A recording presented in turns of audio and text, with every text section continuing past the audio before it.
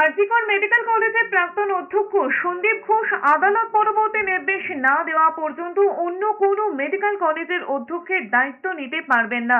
এই নির্দেশ দিয়েছে কলকাতা হাইকোর্টের প্রধান বিচারপতি টি.এস. শিবজ্ঞানম এবং বিচারপতি হিরণময় ভট্টাচার্যের ডিভিশন বেঞ্চ। পাশাপাশি হাইকোর্ট জুনিয়র মহিলা চিকিৎসকের ধর্ষণ এবং খুনের ঘটনায় আরজিকর মেডিকেল কলেজ হাসপাতালের ভূমিকার ক্ষোভ প্রকাশ করেছে।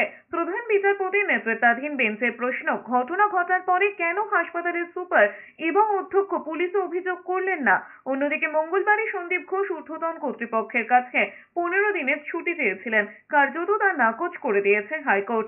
শুনানির প্রথম পর্বে সন্দীপ ঘোষকে আরজিকর থেকে সরিয়ে ন্যাশনাল মেডিকেলে বদলের ঘটনাকে পুরস্কার বলেও মন্তব্য করেন হাইকোর্টের প্রধান বিচারপতি টি.এস. শিবজ্ঞানম। তিনি বলেন, সরানোর 12 ঘন্টার মধ্যে পুরস্কৃত করা হলো অধ্যক্ষকে।